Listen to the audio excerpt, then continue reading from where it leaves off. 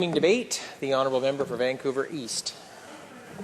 Speaker, and I have spoken on this bill before, and I know that we're now debating a Reasons Amendment at second reading, and I want to thank my colleague from Vancouver Kingsway for putting forward this motion that we're now debating that would eliminate and delete many of the very offensive provisions of this bill. And I listened to the government member who spoke just before me, and obviously the government is feeling frustrated that yet again they can't get one of their bills through, and they bring in closure and they try to shut down debate. But I have to say, Mr. Speaker, that on this particular bill, as with many other bills that we've seen in the House, the amount of concern that there is in the broader community is just unbelievable. I was in my riding over the last couple of weeks, as I know many members were, and I heard from people time and time again, particularly people who are working in the refugee settlement system, who are assisting refugees, how worried they are about this bill and the fact that it's going through Parliament. And I really want to reflect that in now coming back to the House from being in the riding and hearing from people about how bad they think this bill is. So, Mr. Speaker, I'm glad that we're having this debate, and I'm glad that the member for Vancouver Kingsway put forward the motion, because I think it gives us another opportunity to try and point out and expose the grievous flaws in this bill, and how it actually will hurt people overall, and it will tarnish Canada's reputation in terms of being a place of refuge for refugees, and how, in effect, it will create a two-tier refugee system, and that's something that we should be very concerned about. Madam Speaker, Mr. Speaker, one of the concerns that I want to express overall is the amount of discretion that it does give to the minister. Now, I heard the minister earlier in his remarks say, oh, well, that's not true, this is not something that's going to happen. But when you actually read the bill, the fact is that this is very clearly a strong element of the bill. And again, it's a trend that we've seen with the Conservative government, that they tend to centralise more and more power in a minister's hands and take away power from experts, from panels, from the system itself. And I think it raises enormous suspicion amongst Canadians about the political motivation that this government has in this kind of legislation. Mr. Speaker, I would say that some of the specific concerns that we have is that it makes it easier to terminate refugee protection. I was astounded to learn that even when someone has become a permanent resident, after that fact, they may have that taken away from them if the conditions change in their country of origin. I think this is something that creates an incredible uncertainty for refugees who have gone through the process, who have become permanent residents, and in fact it may even contravene international norms on the treatment of refugees, and as I say, will create enormous uncertainty and insecurity for people for years after they've actually arrived here. So this is something that's very concerning about this bill. We've already had some debate and discussion about the clause that prohibits refugee claimants who have been incarcerated in their home country for over 10 years and does not allow for tribunal discretion in the case of political prisoners. Now, I heard the member give an example, but how about someone like Nelson Mandela, who is now an honorary citizen of Canada? He would not have been allowed under this proposed system to be here in Canada. It seems to us that this very broad brush that's being pulled out and is being cast over the system will deny those kinds of unique and important circumstances where someone has been under political persecution to actually get the kind of protection and support that they need. It leads me to really wonder about the motivation behind a number of these bills. I hear the Conservative members time and time again focus on the word abuse. And it seems to me that what they're doing, whether it's the drug bills, whether it's under other bills under the criminal justice system, now with this particular bill, C-31, what they do is that they pull out and focus on a number of of issues around abuse, and they make out that it's the norm. And so what they do is that they penalize the whole system. They basically come down hard, take a very hard-line approach on the whole system that actually hurts and penalizes all of the people who are legitimate claimants. And this is something that I think is very wrong, and it's a pattern that has been emerging with this government with more and more legislation that we've seen before the House. Mr. Speaker, one of the areas of most concern in this bill are the changes to humanitarian and compassionate consideration. Now, I know that many of us in our local constituencies, when we assist with casework with refugees, I know in my riding of Vancouver East, my staff work very hard, my office works very hard, and we have many, many cases over the years, hundreds of cases where we have helped claimants with humanitarian and compassionate grounds. And it's a very important element of the process. And the fact is that the changes that are being contemplated in this particular bill means that while claimants are waiting for an IRB decision, they cannot apply for H&C concurrently. Now, that means that somebody has got to make a very difficult decision at the beginning as to whether or not they want to file for refugee status or a humanitarian and compassionate consideration. And in fact, what we do know is that a failed refugee claimant cannot apply for H&C for 1 year following a negative decision, which possibly by that time they would have been deported. Now, why is this important? Well, Mr. Speaker, the reality is, and again, I know this from casework that we've done in our community, that many people can have a refugee claim denied, but nonetheless, they may have a legitimate claim on humanitarian and compassionate grounds, and therefore what this means is that a failed refugee claim should not get in.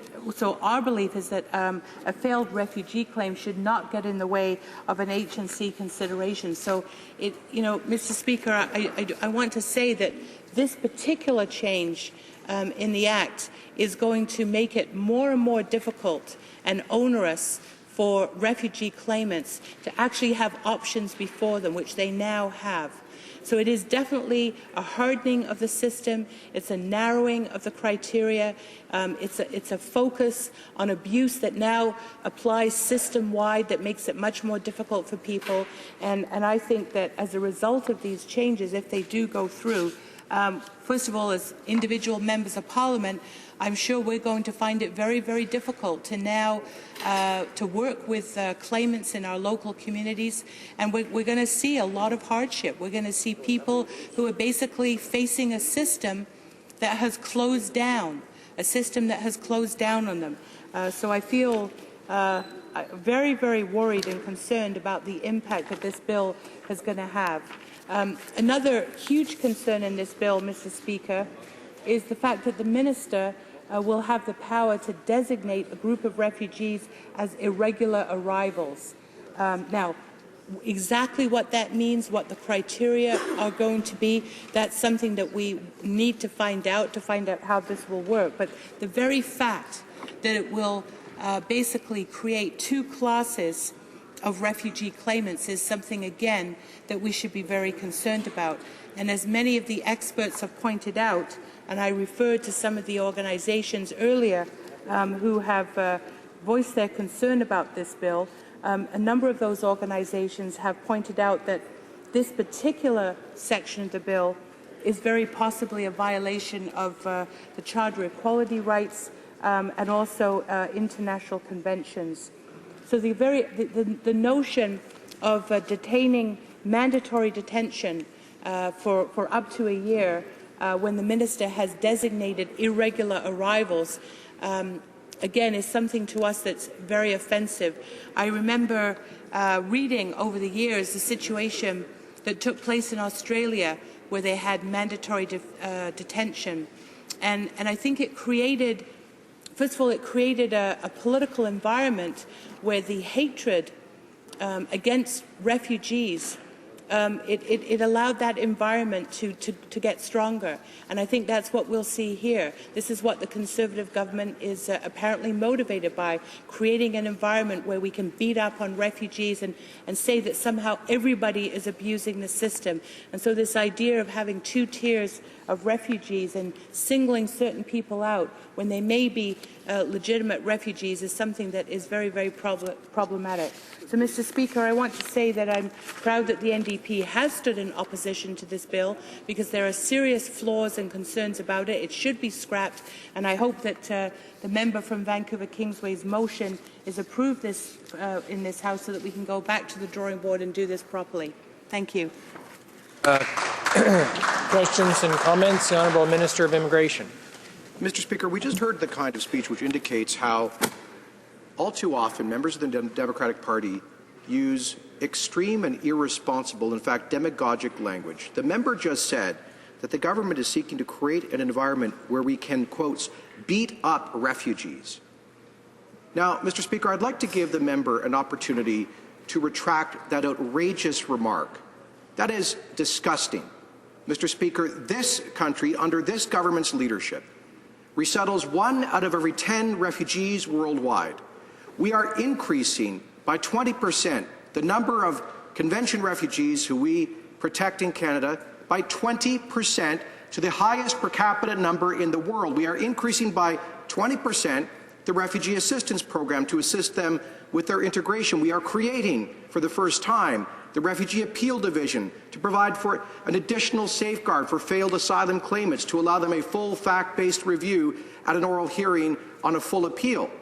We are going to be giving a status to bona fide refugees in 2 to 3 months rather than 2 years under this bill. Mr. Speaker, the reasonable people can disagree reasonably about aspects of this bill, but to suggest that this government, which is, according to the United Nations High Commissioner, the world leader on refugee protection, is beating up on refugees, is an outrageous slur that's beneath this member and her party. I ask her to retract.